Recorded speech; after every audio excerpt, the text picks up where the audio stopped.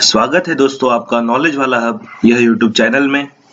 अगर आपने हमारे चैनल को सब्सक्राइब नहीं किया है तो प्लीज सब्सक्राइब कर लीजिए और इस वीडियो को भी लाइक कर लीजिए। आज हम जो आपके लिए ये वीडियो लाए हैं, ये एक stenographer grade C and D examination की जो एक अपडेट आई है उसके संदर्भ में है। आज जो हम देखने के लिए जाने वाले हैं वो एक स्टेनोग्राफर का जो एक पैटर्न कैसा होने वाला है, उसका हमें एग्जाम के लिए जो फॉर्म भरना है उसका फॉर्म फिलिंग कैसे करना है, हमें इसमें क्या क्या सारी चीजें देखनी है, क्या इंपॉर्टेंट डेट्स है, ये सारा चीज हम इस वीडियो के माध्यम से देखने वाले हैं। तो आप सभी को पता है कि staff selection commission of India जो कि गवर्नमेंट ऑफ इंडिया के अंडर एक कमीशन है जिसके अंडर ये सारे पोस्ट हमें देखने को मिलती है। तो ये जो एक पोस्ट है स्टेनोग्राफर की, इसका अपडेट आया है जिसकी एग्जाम अभी हमारी कुछ नवंबर मंथ में यहाँ पे होने वाली है, ऐसा इस नोटिस में बोला गया है। तो आपको सबको एक चीज बतानी है जो कि सारी अपडेट्स इस एग्जाम से रिलेटेड अगर आपको मिलेगी तो वो इसी साइट पे मिलेगी जो है हमारी ssc.nic.in। ये आपको हमारे वीडियो के डिस्क्रिप्शन में मिल जाएगी। साइट का जो लिंक है वो मिल जाएगा।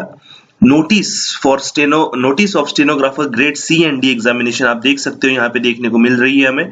तो हम इसके ऊपर क्लिक करते हैं और हम डिटेल में समझते हैं कि क्या इस एग्जाम के रिलेशन में हमें देखना है, जो कि हमें जिसके ऊपर अच्छे से नजर रखनी है कि हमारी अगर हमें कुछ एग्जाम के पॉइंट ऑफ व्यू से अगर हमें देखना है तो वो जरूरी चीजें हैं। ठीक है, तो अभी हमें जैसे पता है कि ये जो एग्जाम है ये exam grade C and D exam है, तो जिसमें आप बोल सकते हो कि एक स्टेनोग्राफर की जो पोस्ट है एक ग्रेड सी की पोस्ट है और एक ग्रेड डी की पोस्ट है। तो उसके लिए इसका एक नोटिफिकेशन आया है जो कि हमें अभी यहाँ पे देखने को मिलेगा। हम देखते हैं अलग अलग डेट्स, जो इंपॉर्टेंट डेट्स है जो कि हमें देखनी है कि dates for submission of online application. जैसे कि आप यहाँ पे देख सकते हो कि 28/2022 मतलब 20 अगस्त 2022 से तो 5 सितंबर 2022 तक आपको एक डेट मतलब एक टाइम दिया गया है जिसके बीच में आप ऑनलाइन एप्लीकेशन सबमिशन कर सकते हो, जिसको आपको देखना है प्रॉपर्ली कि इस लास्ट डेट तक ना रुकते हुए आपको अभी ही कर लेना है। मतलब जितना जल्दी हो सकता है उतना जल्दी आपको इसमें ऑनलाइन एप्लीकेशन सबमिशन कर लेना है। लास्ट डेट इसका अगर आप देख सकते हो तो यहाँ पे देख सकते हो 5 सितंबर 2022 तक मतलब 11 बजे तक आपको ये लास्ट डेट है जब तक आप ऑनलाइन एप्लीकेशन कर सकते हो। ऑफलाइन चालान अगर आपको जनरेट करना है तो उसकी भी लास्ट डेट 5 सितंबर है 2022 11 बजे तक आप देख सकते हो। यहाँ पे लास्ट डेट जो है ऑनलाइन फी अगर आपको पेमेंट करनी है तो वो है 6 सितंबर 2022 मतलब एक दिन एक्स्ट्रा दिया है उन्होंने ऑनलाइन पेमेंट करने के लिए, वो भी 11 बजे तक है रात में। Last date for payment through challan अगर आप देख सकते हो तो 6 तारीख मतलब 6 सितंबर 2022 तक आप वर्किंग जो बैंक के आवर्स होंगे वहां पे मतलब जहां तक बैंक का टाइम होगा वहां तक आपको उसको कंप्लीट कर लेना है। अगर आपने 6 तारीख को नहीं किया तो आपका एप्लीकेशन सबमिट नहीं होगा, इसलिए आपको केयर लेनी है कि आपको लास्ट डेट तक ना रुकते हुए उसके पहले ही कंप्लीट कर लेना है। डेट ऑफ विंडो वो बोल रहे हैं कि date of window for application form correction and online payment of correction charges, तो उन्होंने वो दिया है 7 सितंबर 2022 तक। Date of window for application form correction बोले तो अगर आपको लगता है कि आपके एप्लीकेशन फॉर्म में कुछ चेंजेस करने हैं तो उसके संदर्भ में आपको 7 सितंबर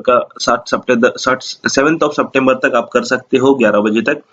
और आपका जो एग्जाम शेड्यूल हुआ है मतलब जो शेड्यूल्ड एग्जाम है वो चांसेस है कि आपके नवंबर में 2022 में आपका एग्जाम होने के चांसेस है। तो ऐसा यहाँ पे ये डेट्स हमें प्रॉपर्ली समझ के लेनी है। अब इसमें इन्होंने बोला है कि ये जो वैकेंसीज के कंसर्न में है मतलब एक ऊपर का जो एक पॉइंट है वो हम पढ़ लेते हैं। उसके वो क्या बोल रहे हैं कि the staff selection commission will hold an open competitive computer based examination, मतलब एक ओपन कंप्यूटर बेस्ड एग्जामिनेशन होने वाला है। सीबीटी एग्जाम होगा जिसमें आपको एक कंप्यूटर के ऊपर ऑनलाइन एग्जाम होगा जो कि स्टेनोग्राफर ग्रेड सी और स्टेनोग्राफर ग्रेड डी ये अलग अलग मिनिस्ट्रीज के अंदर, डिपार्टमेंट्स के अंदर, अलग अलग ऑर्गेनाइजेशंस के अंदर, जो कि गवर्नमेंट ऑफ इंडिया के लिए काम करने वाली है, उसके लिए ये एग्जाम होने वाला है। और only those candidates who have skills in stenography are eligible to apply. और जिनके पास स्टेनोग्राफी की जो भी स्किल्स रिक्वायर्ड है, जिनके पास ये स्किल्स है, वही कैंडिडेट्स इस एग्जाम के लिए एलिजिबल होने वाले हैं। तो ये एक स्ट्रिक्ट उन्होंने यहाँ पे एक मेंशन किया हुआ है अंडरलाइन करके, तो ये हमें इसके ऊपर गौर करना है। आप देख सकते हो वैकेंसीज के कंसर्न में अगर हम देखते हैं तो वैकेंसीज जो होती है वो एज पर द रिक्वायरमेंट अलग अलग डिपार्टमेंट की अलग अलग, जब नोट इनके पास जब वो एक बोलते हैं जिसको बोला जाता है कि एक मांगनी पत्र बोला जाता है उसको, जो जैसे वो पत्र आता है तो उसके हिसाब से ये वैकेंसीज जैसे जैसे एग्जाम होगी उसके हिसाब से ये हमें पता चलेगी। और वो भी उसका भी पता करने का अगर कोई एक प्रॉपर वेबसाइट रहेगा तो वो है ये ssc.nic.in। इसके ऊपर ही हमें वो टाइम टू टाइम हमें अपडेट करते रहेंगे टेंटेटिव वैकेंसीज के बारे में। तो उसके बाद में आप देख सकते हो कि vacancies of stenographer grade C, grade D are in ministries, departments, organizations, central government, including their attached and subordinate offices located in various states and union territories all over country. All over country में मतलब जहाँ पे भी ये requirement होगी stenographer grade C and grade D की, वहाँ पे आपको ऑप्शन दिया जाएगा कि वहाँ पे आप अपना ये जो जॉब है वहाँ पे आप कर सकते हो। तो reservation and suitability for post with for persons with disabilities, तो यहाँ पे उन्होंने कुछ दिया हुआ है कि reservation and suitability of post for persons with disabilities, उन्होंने कुछ तो यहाँ पे कंडीशंस दी हुई है, जिसमें उन्होंने अगर हम पहला पॉइंट पढ़ते हैं तो उसमें उन्होंने बोला है कि जो शेड्यूल कास्ट मतलब SC, schedule tribes, ST, OBC, economical weaker sections, ex serviceman and persons with disability would be determined and communicated by the indenting ministries department of as per extent government orders.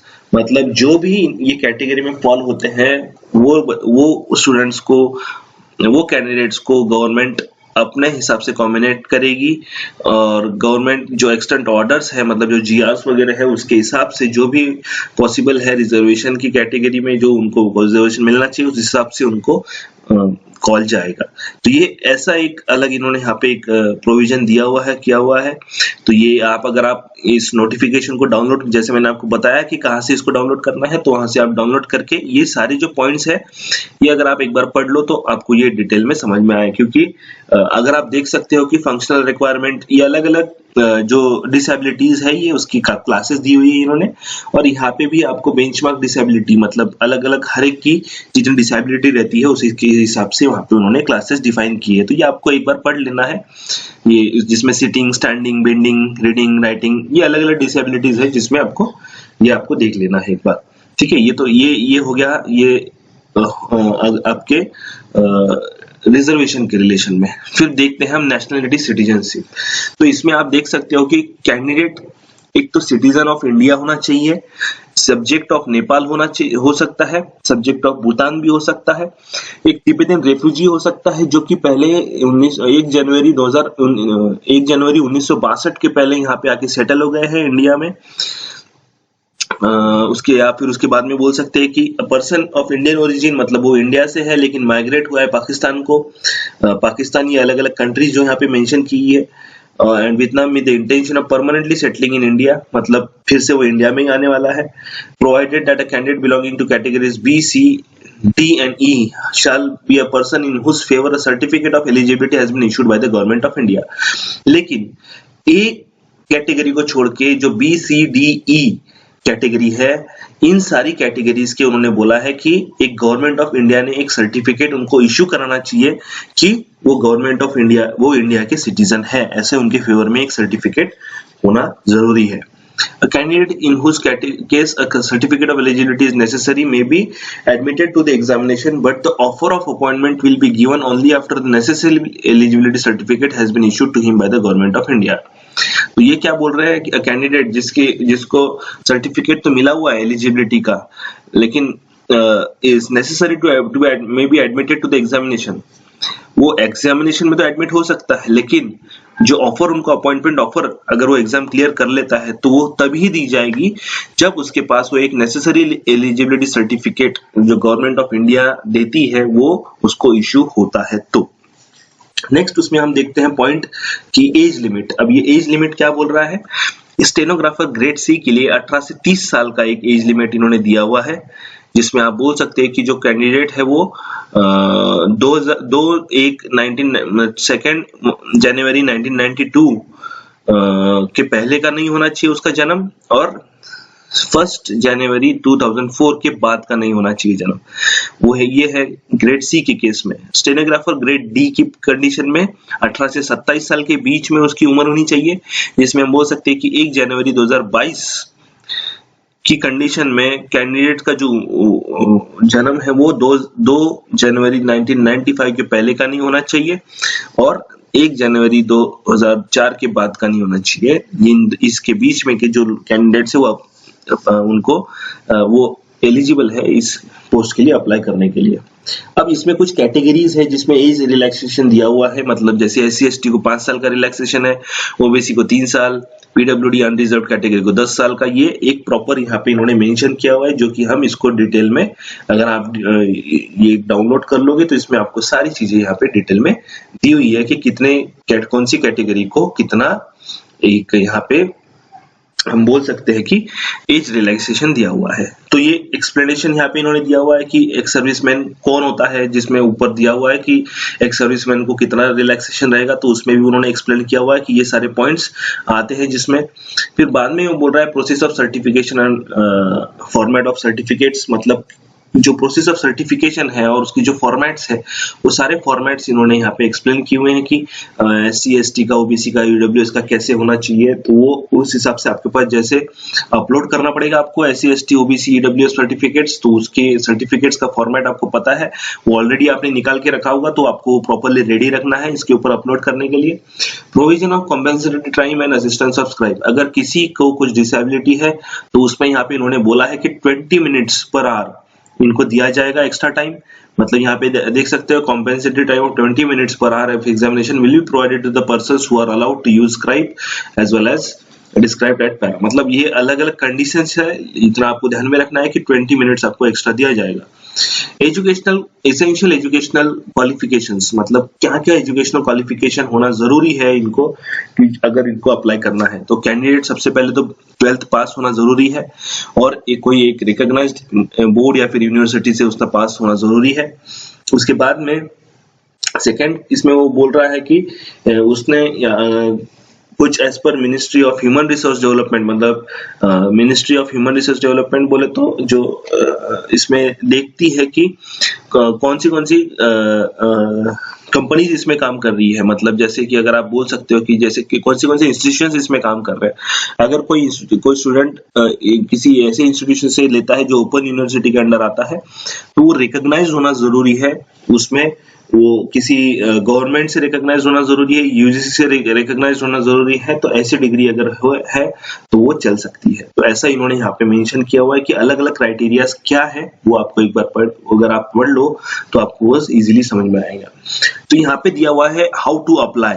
अब apply कैसे करना है हमें, तो हमारे पास applications are required to be submitted in online mode only at the official website of SSC headquarters, that is एक ही mode है हमारे पास जो कि ssc.nic.in जो कि ऑनलाइन मोड है, जिसके अंडर हमें अप्लाई करना है इस एग्जाम के लिए।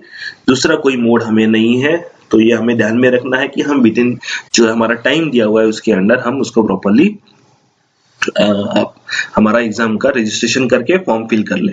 तो इसमें आपको फोटोग्राफी कुछ कंडीशंस दी हुई है कि फोटोग्राफ की साइज कितनी होनी चाहिए, 20 KB से लेके 50 KB तक, और 3.5 centimetre bye 4.5 centimetre height, 3.5 centimetre width और 4.5 सेंटीमीटर हाइट, इतना होना जरूरी है। अगर आप उसमें अगर प्रॉपर फोटोग्राफ अपलोड नहीं करते हो तो उसका जो कैंडिडेट है जो अप्लाई करने वाला है उसका एग्जाम फॉर्म कैंसिल भी हो सकता है, इसलिए आपको प्रॉपरली केयर लेनी है। सिग्नेचर के लिए भी आपको 10 KB से लेके 20 KB की साइज होना जरूरी है और उसकी हाइट जितनी है वो हाइट है विड्थ है उसकी 4 सेंटीमीटर और 2 सेंटीमीटर की हाइट होना जरूरी है। अगर साइन प्रॉपर नहीं है तो इनएलिजिबल हो सकते हैं एग्जाम के लिए, तो ये इसकी केयर आपको लेनी है, ठीक है। एप्लीकेशन फी कितनी है? फी पेएबल है 100 रुपीज, सिर्फ 100 रुपीज आपको भरने हैं। Women candidates and candidates belonging to SC ST disability eligible are exempted from payment. मतलब SC ST कैटेगरी के तो लोगों को तो भरना ही नहीं है, मतलब जो कैंडिडेट्स SC ST कैटेगरी के अंडर आते हैं उनको ये एग्जाम फी उनको नहीं भरनी है। PWD मतलब पर्सन्स विद डिसेबिलिटी और एक सर्विसमैन है उनको भी इसमें से एक्सक्लूड किया गया है, उनको भी कोई नेट फी एग्जाम फी नहीं भरनी है। जिनको फी भरनी है, fee can be paid through भीम UPI, नेट बैंकिंग या फिर कोई वीजा कार्ड, मास्टर कार्ड, जो भी कार्ड है, रुपए, क्रेडिट या फिर डेबिट कार्ड, या फिर आप SBI ब्रांच पे जाके SBI का चालान लेके भी आप इसका एग्जाम फी भर सकते हो। ऑनलाइन फी का डेट मैंने ऑलरेडी आपको बताया है ऊपर, वो क्या है तो वो आपको देख लेना है। अगर आप उसके बाद में अगर भरते हो लेट फी भरते हो तो आपका रिजेक्ट हो सकता है एप्लीकेशन, इसलिए आपको टाइम में सबमिट करना है। देन आफ्टर वो बोल रहा है कि window for application form correction, जो कि मैंने आपको बताया है कि 7 सितंबर 2022 तक आपको एप्लीकेशन करेक्शन में उन्होंने टाइम दिया हुआ है, वो भी आपको प्रॉपर्ली चेक करके लेना है। उसके बाद में सेंटर्स ऑफ एग्जामिनेशन उन्होंने एक्सप्लेन किया हुआ है कि candidate must indicate the centres in the online application form. जो आपको सेंटर लेना है वो आपको प्रॉपर्ली उसमें मेंशन करना है, जिसमें आप देख सकते हो कि रीजन है अलग अलग, सेंट्रल रीजन में ये अलग अलग सिटीज है, जैसे भागलपुर, मुजफ्फरपुर, पटना, आगरा, बरेली, गोरखपुर, झांसी, कानपुर, ये अलग अलग सेंटर है। इसके बाद में ईस्टर्न रीजन में हमारा पोर्ट ब्लेयर है, फिर या फिर उसमें रांची, भुवनेश्वर है। मतलब ये अलग अलग सिटीज है जो कि अलग अलग रीजन में आप देख सकते हो, केरला, कर्नाटका रीजन में, फिर बेलगावी, बेंगलुरु, उसमें फिर मध्य प्रदेश सब रीजन में, बिलासपुर, दुर्ग, भिलाई, रायपुर, फिर नॉर्थ ईस्टर्न रीजन में डिब्रूगढ़, गुवाहाटी, सिलचर, इम्फाल, उखरुल। देन आफ्टर उसमें नॉर्थ रीजन में आप देख सकते हो दिल्ली, अजमेर, अलवर, भरतपुर वगैरह आप देख सकते हो। नॉर्थ वेस्टर्न रीजन में Chandigarh and all. Southern reason में आप देख सकते हो गुंटूर। वेस्टर्न रीजन में पणजी, अहमदाबाद, सूरत। आपको अपना रीजन देख के प्रॉपर्ली सिलेक्ट करना है कि आपको कौन सा सेंटर पे आपको अप्लाई एग्जाम देने के लिए जाना है। स्कीम ऑफ एग्जामिनेशन में आप देख सकते हो कि कैसा इसका एग्जामिनेशन होने वाला है, जो कि CBT एग्जाम होगी, मतलब कंप्यूटर बेस्ड एग्जामिनेशन होने वाला है। मेंशन बिलो उसका दिया हुआ है, सिलेबस वगैरह क्या होने वाला है। तो जनरल इंटेलिजेंस और रीजनिंग के 50 क्वेश्चंस रहेंगे, उसके 50 मार्क्स रहेंगे, और जनरल अवेयरनेस का आपको 50 क्वेश्चंस रहेगा। उसके बाद में आपको उसका भी 50 मार्क्स रहेगा, और उसके बीच नीचे आप देख सकते हो कि इंग्लिश लैंग्वेज एंड कॉम्प्रिहेंशन का 100 क्वेश्चंस रहेगा और 100 मार्क्स रहेगा। तो ऐसा ये टोटल 2 आवर्स का पेपर है। इसका टोटल ड्यूरेशन आपको 2 घंटा है, और अगर कोई मतलब जो डिसेबल पर्सन है उसके लिए 2 आवर्स एंड 40 मिनट्स, जैसे कि मैंने आपको बताया था 20 मिनट्स पर आवर एक्स्ट्रा दिया जाएगा, तो 2 आवर्स एंड 40 मिनट्स आपका टाइम रहेगा। तो ये आपको यहाँ पे समझ के लेना है कि ये ऐसा पेपर होने वाला है, जिसमें कि आपको क्वेश्चन पेपर कैसा होने वाला है, तो objective type multiple choice question रहेगा, उसमें दोनों लैंग्वेज में रहेगा, इंग्लिश और हिंदी में। इसमें निगेटिव मार्किंग होने वाला है हर एक क्वेश्चन के लिए, जो कि 0.25 मार्क्स। अगर आपका कोई एक क्वेश्चन गलत होता है तो उसके लिए आपको 0.25 मार्क्स निगेटिव मार्क मिलने वाला है। तो इसलिए आपको प्रॉपर्ली आंसर करना है, निगेटिव मार्क्स के लिए नहीं जाना है।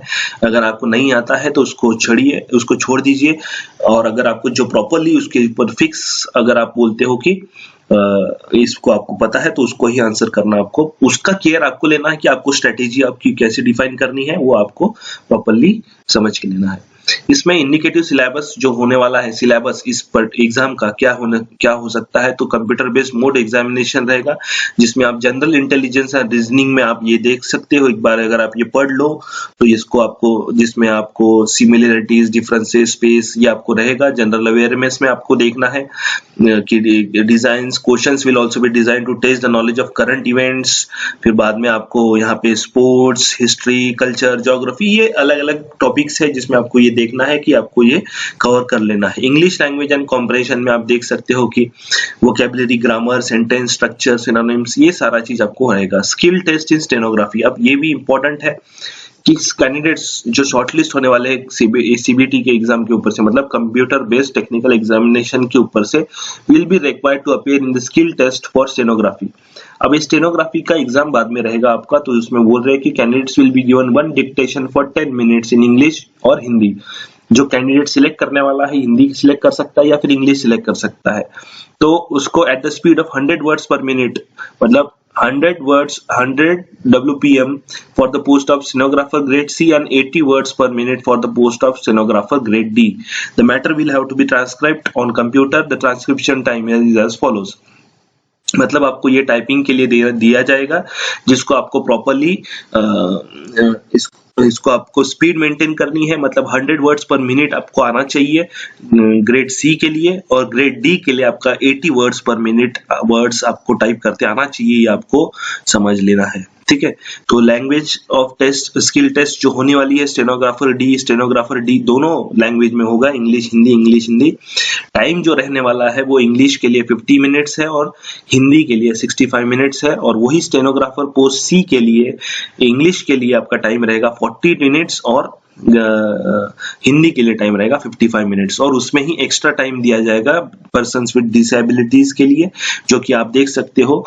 English stenographer grade D English के लिए 70 minutes, stenographer grade D Hindi के लिए 90 minutes, stenographer grade C 55 and stenographer grade C Hindi के लिए 75 मिनट्स। तो ये आप देख सकते हो, आपको इसका प्रॉपरली केयर लेना है। अब एडमिशन टू द एग्जामिनेशन कैसे? All candidates who register themselves in response to this advertisement by the closing date and time whose applications are found to be in order are provisionally accepted by the commission as per the terms and conditions of the notice of examination। तो ये simple है, इसमें ज्यादा कुछ आपको पढ़ना नहीं है। इसमें इतना ही बोला गया है कि जो स्टूडेंट्स एक प्रॉपर वे से इसको भरेंगे, जिनका फॉर्म प्रॉपरली पाया जाएगा, वो एडमिटेड रहेंगे प्रोविजनली। बाद में जब ये रिजल्ट वगैरह लगेगा तब जाके उनका फाइनल सबमिशन हो सकता है कि उनको ये पोस्ट अलॉट हो सकती है based on the conditions of the staff selection. तो इसमें in addition to the admission certificate उनको एक कैरी क्या करना है साथ में, जब वो एग्जाम के लिए जाएंगे तो एक colour photograph, original valid ID proof having वो जो जिसके ऊपर डेट ऑफ बर्थ मेंशन रहेंगी, जिसमें एक वैलिड प्रूफ कौन सा कंसिडर हो सकता है, तो आधार कार्ड या फिर उसका प्रिंट लेना है आपको, और ई वेरीफाई कर सकते हो आप। Voter ID card, driving licence, PAN card, passport, school college ID card होगा आपका, या फिर एम्प्लॉयर आईडी कार्ड हो सकता है आपका गवर्नमेंट का अगर आप एम्प्लॉय हो तो, या फिर एक सर्विसमैन अगर आप सर्विसमैन हो तो आपके पास डिस्चार्ज बुक जो मिनिस्ट्री ऑफ डिफेंस इशू करती है उसका भी प्रिंट अगर आप लेके जाते हो तो चल। प्रिंट के अलावा आपको ओरिजिनल लेके जाना है तो आप बेटर रहेगा कि आपको कोई दिक्कत नहीं जाएगी। या फिर एनी अदर फोटो जिसके ऊपर आईडी कार्ड जो सेंट्रल गवर्नमेंट या फिर स्टेट गवर्नमेंट ने आपको अलॉट किया है, ऐसा कुछ आप आइडेंटिटी कार्ड दे के लेके जा सकते हो। तो इसमें बोल रहा है कि in case of photo identity card जिसमें date of birth not have the date of birth, मतलब मेंशन नहीं है डेट ऑफ बर्थ, तो candidate must carry an additional original certificate in proof of their date of birth. अगर आपका कोई ऐसा ID है जिसके ऊपर डेट ऑफ बर्थ मेंशन नहीं है तो आपको ये केयर लेनी है कि आपको डेट ऑफ बर्थ जिस आईडी के ऊपर मेंशन रहेगी वो आपको साथ में लेके जाना जरूरी है। तो डॉक्यूमेंट वेरिफिकेशन होगा, इसमें ये बोल रहा है कि in the view of recruitment should be made to the government in mission mode and to expedite the whole recruitment process the commission has decided that document verification would be done by the indenting user departments organisation. मतलब इसमें क्योंकि ये mission mode पे ये सारा recruitment होने वाला है तो इसलिए डॉक्यूमेंट वेरिफिकेशन जो है वो जहां पे ये ज्वाइन करेंगे वहां पे ये डॉक्यूमेंटेशन आपका होगा, तो ये आपको अपडेट इसका हमेशा मिलते रहेगा। तो ये आपको प्रॉपर्ली केयर लेनी है। मैंने आपको बताया कि वैलिड आईडी प्रूफ कौन सा है वो भी मैंने आपको एक्सप्लेन किया है। अब candidates will have to submit copies of various documents like कौन से डॉक्यूमेंट्स के आपको सबमिशन करना है जब आपका ज्वाइनिंग रहेगा, तो मैट्रिकुलेशन सर्टिफिकेट या फिर secondary certificate, educational qualification certificate हो सकते हैं अलग अलग, letter order letter in respect of equivalent educational, अगर आपका कोई डिग्री इक्विवेलेंट कहीं आपने किया है तो उसका आपको सर्टिफिकेट देना है, कास्ट कैटेगरी का आपको सर्टिफिकेट लेना है कि आप कोई कैटेगरी से बिलोंग करते हो तो उसका सर्टिफिकेट आपको होना जरूरी है, अगर आप डिसेबल हो तो डिसेबल सर्टिफिकेट आपके पास होना जरूरी है, या फिर एक सर्विसमैन हो तो उसका भी कुछ सर्टिफिकेट आपके पास होना जरूरी जरूरी है। अगर आप रिलैक्सेशन ले रहे हो किसी एज में तो उसका सर्टिफिकेट आपके पास होना जरूरी है। तो अगर आप किसी सेंट्रल गवर्नमेंट के कुछ एम्प्लॉय हो तो उसके लिए भी आपके पास सर्टिफिकेट उसका होना जरूरी है। एनओसी होना चाहिए। अगर आप किसी गवर्नमेंट में काम करते हो, किसी गवर्नमेंट इंस्टीट्यूशन में काम करते हो तो आपको वहां से एनओसी मतलब नो ऑब्जेक्शन सर्टिफिकेट लाना जरूरी है। ये आपको केयर लेनी है। और जो चेंज इन नेम अगर है तो उसका भी आपको प्रॉपरली एक सबमिट प्रूफ करना है। जैसे किसी लेडी अगर होती है तो उनका शादी के पहले का नाम और शादी के बाद का नाम अलग होता है, तो उसका भी आपको कुछ प्रूफ साथ में होना जरूरी है। तो मोड ऑफ सिलेक्शन कैसा रहेगा इसमें? अभी मोड ऑफ सिलेक्शन जो है इसमें ये प्रॉपरली हमें देखना है कि मोड ऑफ सिलेक्शन इसका जो वे है ये कैसा होने वाला है। तो इसमें हम देख सकते हैं कि कंप्यूटर बेस्ड एग्जामिनेशन के ऊपर अनरिजर्व कैटेगरी में 30%, ओबीसी ईडब्ल्यूएस में 25%, एससी एसटी कैटेगरी के 20%, ऐसा इनका एक मोड ऑफ सिलेक्शन रहेगा। मतलब इतने कैंडिडेट्स उसमें से हम सिलेक्ट हो सकते हैं, बोल सकते हैं। जो इन एप्लीकेशन फॉर्म में आप कैंडिडेट को इंडिकेट करना है कि वो किस पोस्ट के लिए अप्लाई कर रहा है या फिर दोनों पोस्ट के लिए अप्लाई कर रहा है। मतलब स्टेनोग्राफर ग्रेड सी या फिर स्टेनोग्राफर ग्रेड डी या फिर दोनों के लिए अप्लाई कर सकता है। ये भी आपको प्रॉपर्ली उसमें देख लेना है। ये सारी चीजें उस पर एक कंडीशन है जो कि मेंशन है। अगर आप ये पढ़ लोगे तो इसको बेटर आपको समझ में आएगा। तो रिजोल्यूशन ऑफ टाई केसेस, अगर गलती से ऐसा होता है या फिर ऐसे मोस्ट ऑफ द केसेस में ऐसा हो सकता है कि किसी दो स्टूडेंट्स का स्कोर सेम आए, तो उस केस में वो उसका रिजल्ट कैसे लगाएंगे? In cases where more than one candidate secure equal mark, तो उसमें मार्क्स इन पार्ट 1 मतलब जनरल इंटेलिजेंस या रीजनिंग में जिसको ज्यादा मिलेगा उसको सिलेक्ट किया जाएगा। या फिर अगर उसमें भी सेम आते हैं तो जनरल अवेयरनेस में जिसको ज्यादा मिलेगा उसको सिलेक्ट किया जाएगा। या फिर उसमें भी सेम आते हैं तो डेट ऑफ बर्थ चेक की जाएंगी, जो ओल्डर होगा कैंडिडेट उसको कंसिडर किया जाएगा।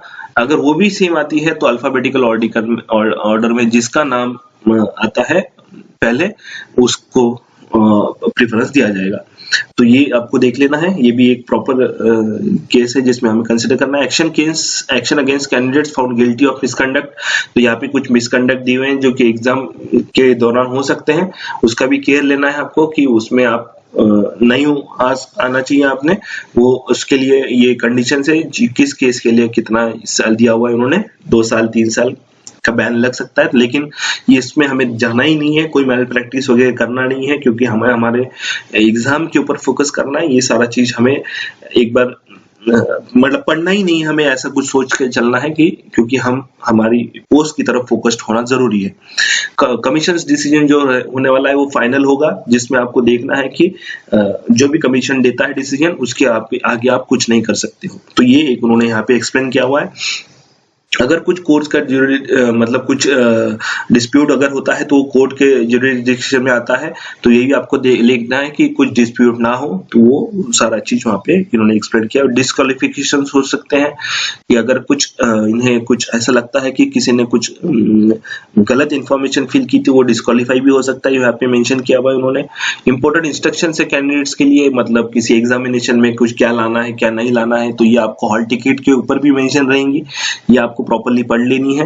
और सारा चीज इसको आपको जो प्रॉपर्ली फिल करना है वो भी आपको देख लेना है। तो ये भी सारा चीज जरूरी है कि ये एक जनरल इंफॉर्मेशन है जो इन्होंने यहाँ पे एक्सप्लेन की हुई है, ये भी आपको देखना है। ठीक है, तो एक स्पेशल अटेंशन यहाँ पे ये बोल रहे हैं, is invited to declaration at the end of the application form before agreeing to sign any declaration. Candidates application में डिटेल फिल किए हो इन्होंने, वो सारी प्रॉपर्ली फिल की है, और आप जो इसमें जो इंफॉर्मेशन भरी है इसके लिए आप बोल रहे हो कि this is true to my best of my knowledge, मतलब ये सारी इंफॉर्मेशन मेरे हिसाब से सारी सही है और मैं इसको एक एग्री कर रहा हूं। तो ऐसा आपको यहाँ पे देखना है। तो इसलिए आपको कुछ अगर गलती से कुछ चेंजेस होते हैं तो उसमें आप डिस्क्वालीफाई हो सकते हो, इसलिए आपको ये देखना जरूरी है। नीचे आपको देख सकते हो हम यहाँ पे आपको अलग अलग फॉर्म्स दिए हुए हैं, जो कि फॉर्म्स आपको चेक करना है जब फॉर्म आप भरोगे, मतलब ओबीसी सर्टिफिकेट्स वगैरह आपके जो है वो सारा चीज आपको यहाँ पे देख लेना है। तो इसमें आप देख सकते हो स्क्रीनशॉट्स, मतलब रजिस्ट्रेशन फॉर्म जब रजिस्टर करने वाले हो तो उसमें आपको क्या क्या चीज देखना है रजिस्ट्रेशन डिटेल्स के रिलेशन में। अगर आपने कुछ गलत भरा तो आपका कैंडिडेचर कैंसिल हो सकता है, उन्होंने ऐसा इसमें एक्सप्लेन किया हुआ है। तो आप देख सकते हो आपके पास आधार है कि नहीं है, वो आपको आधार नंबर डालना है, वेरीफाई करना है, टाइप ऑफ आईडी आपका कौन सा है, ड्राइविंग लाइसेंस है जो है आपको उसमें प्रॉपर मेंशन करना है, आईडी नंबर डालना है, आपका नाम डालना है, नाम जो मैट्रिकुलेशन सर्टिफिकेट है उसके हिसाब से ही आपको भरना है। या फिर आप उसमें बोल सकते हो कि यहाँ पे आप देख सकते हो कि इसमें वो बोल रहे हैं नीचे की वेरीफाई नेम, सेम नेम डालना है। अगर आपका नाम बदला है तो उसमें भी आपको चेंजेस करने हैं तो वो भी आप यहाँ पे डाल सकते हो। फिर उसमें आप देख सकते हो आपके पापा का नाम डालना है, आपको आपके पापा का नाम फिर से डालना है, मदर्स नेम आपको यहाँ पे एंटर करना है, वेरीफाई करना है आपकी मम्मी का नाम, आपको आपकी डेट ऑफ बर्थ आपको यहाँ पे एंटर करनी है, फिर से वेरीफाई करनी है, आपका बोर्ड कौन सा था 10th का वो भी आपको यहाँ पे मेंशन करना है।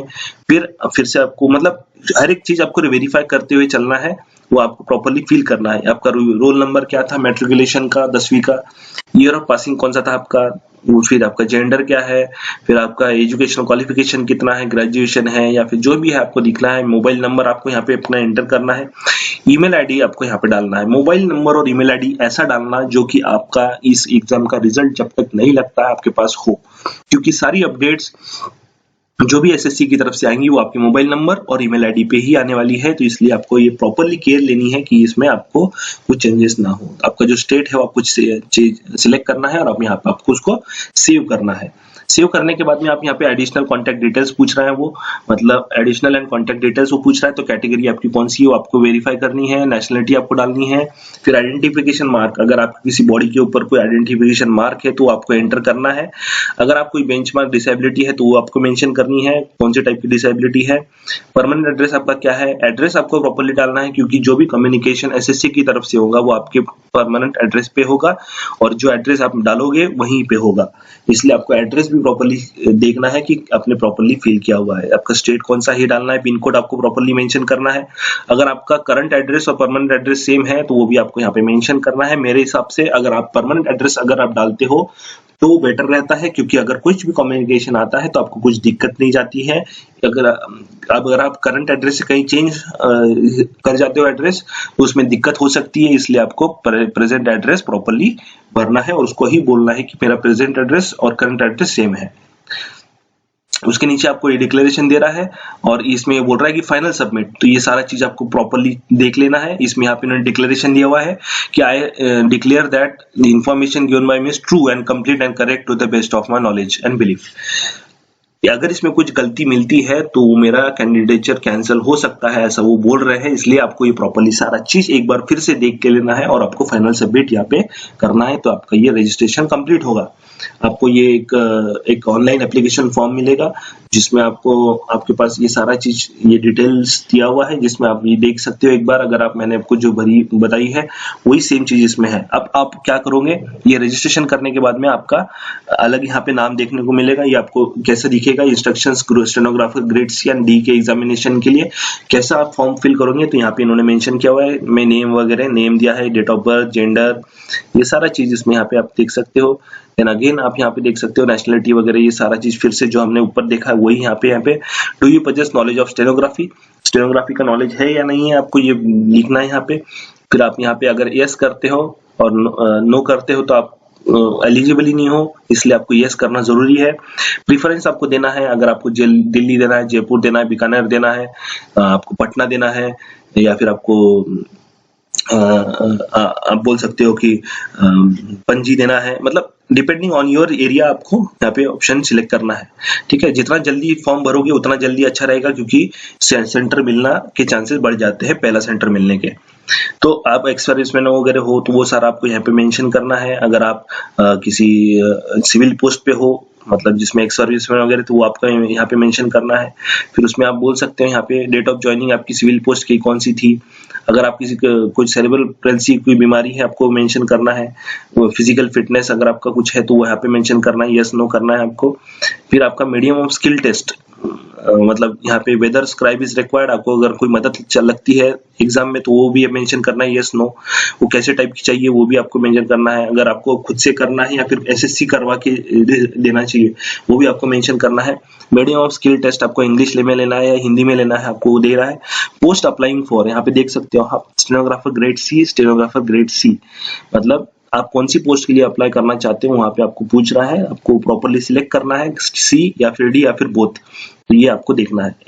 आप एज रिलैक्सेशन के लिए जा रहे हो या नहीं जा रहे हो ये भी आपको सिलेक्ट करना है, और अगर जा रहे हो तो आपका कोड क्या है, मतलब वो कोड आपको पूछेगा SC ST OBC ये अलग अलग कैटेगरी के कोड, EWS ये कैटेगरी के कोड आपको वहां पे देखने को मिल सकते हैं। हाईएस्ट क्वालिफिकेशन का है आपका, ये भी आपको फिल करना है।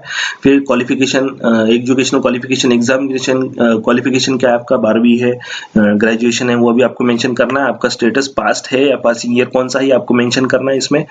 और अगर आपको देखना है कि किसी आपकी जो पर्सनल इंफॉर्मेशन है, अगर आपको किसी जॉब अपॉर्चुनिटीज के लिए किसी अलग साइट किसी अलग साइट्स के साथ शेयर करनी है तो आपको पूछते हैं। अगर आप यस करते हो तो शेयर करेंगे, अगर नहीं करते हो तो आपका पर्सनल इंफॉर्मेशन किसी के साथ शेयर नहीं होगा।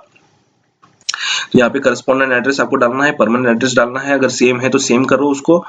और नीचे देख सकते हो आप फोटोग्राफ एंड सिग्नेचर आपको अपलोड करनी है। मैंने फोटोग्राफ बताया आपको कि प्रॉपर्ली अपलोड करना है, और सिग्नेचर भी आपको प्रॉपर्ली अपलोड करना है। उसका साइज KB 20 KB से 50 KB और इसका सिग्नेचर का 10 KB से 20 KB होना जरूरी है, ये आपको देखना है। डिक्लेरेशन फिर से दिया है कि मेरी जो इन्फॉर्मेशन मैंने भरी है मेरी it is true up to my knowledge, and आपको एग्री करना है। और आपको ये यहाँ पे कैप्चा फिल करना है, जैसा आपको दिख रहा है वैसे वैसे यहाँ पे फिल करना है। और आपको यहाँ पे प्रीव्यू करना है, प्रीव्यू करो। प्रीव्यू करने के बाद में आपका एक फाइनल ऑप्शन आएगा जिसमें आप उसको सबमिट कर सकते हो। सबमिट कर दोगे तो आपका ये जो एक फॉर्म है ये सबमिट हो जाएगा। इसमें आप देख सकते हो कि ये नीचे अलग अलग फॉर्मेट्स दिए हैं, ये आपको ज्यादा देखने की जरूरत नहीं क्योंकि आप ऑलरेडी आपकी जो सर्टिफिकेट्स है वो आपके पास होंगे। उसमें ये सारे फॉर्मेट्स उन्होंने दिए हुए कि OBC का कैसा होना चाहिए, SC का कैसा होना चाहिए, ST का कैसा होना चाहिए, तो ये सारे फॉर्मेट्स हैं इसमें, जिसमें आपको ज्यादा जाने की जरूरत नहीं है। जो मैंने इंपॉर्टेंट चीजें थी वो मैंने आपको पहले ही ऑलरेडी एक्सप्लेन कर दी हैं सारी चीजें। इसमें अभी आपको जो जरूरी थी, जिसके ऊपर हमें फोकस करना था कि सारी चीजें क्या क्या इंपॉर्टेंट है हमारे लिए, वो सारा चीज यहाँ पे मेंशन है। अगर आप इस PDF को डाउनलोड कर लेते हो तो ये भी एक बार जो मैं नीचे जा रहा हूँ और देख रहा हूँ कि इसको भी आप एक बार पढ़ लेना जरूरी है। तो आप यहाँ पे देख सकते हो फोटोग्राफ में आप यहाँ पे मेंशन है कि फोटोग्राफ का प्रॉपर एक्सेप्टेबल फोटोग्राफ कैसा होगा। तो ये ऐसा एक है जिसमें एक्स्ट्रा कलर वगैरह ये अगर ऐसा कुछ होता है तो ये एक्सेप्टेबल नहीं है। तो ये आपको केयर लेनी है कि ये सारा चीज यहाँ पे आपने प्रॉपरली फिल करना है। तो जो आज का जो वीडियो था आपको कैसा लगा ये आपको हमारे कमेंट सेक्शन में आपको बताना है। अगर आपको कुछ सवाल है तो आप हमारे कमेंट सेक्शन में पूछ सकते हो। जितनी भी अपडेट्स आने वाली है इस एग्जाम के रिलेशन में हम आपको हमारे चैनल के माध्यम से पूरी अपडेट्स आप तक पहुंचाते रहेंगे। आप सिर्फ इतना देखिए कि आप प्रॉपर एक टाइम में 5 सितंबर तक आपको रुकना नहीं है, उसके पहले ही आपको ये फॉर्म फिल कर लेना है और एग्जाम के लिए प्रिपरेशन चालू कर देना है। ठीक है, तो आपका जो भी अपडेट्स जो हमारे इस एग्जाम के रिलेशन में stenographer grade C and D के रिलेशन में आएगा आपको हमारे चैनल पे तुरंत मिल जाएगा। अगर वो आपको एग्जाम की अपडेट सारी चाहिए तो हमारे चैनल को बिल्कुल सब्सक्राइब कर लीजिए और इस वीडियो को भी लाइक कर लीजिए, जिसकी मदद से हमें प्रोत्साहन मिलेगा। आप तक सारी इंफॉर्मेशन जो इस एग्जाम से रिलेटेड है आप तक पहुंचाने का हमें प्रोत्साहन मिलेगा और हम ऐसी इंफॉर्मेशन ऐसी अपडेट्स जो भी आएगी आप तक पहुंचाने की पूरी कोशिश करेंगे। तो आज हम रुकते हैं यहाँ पे, धन्यवाद।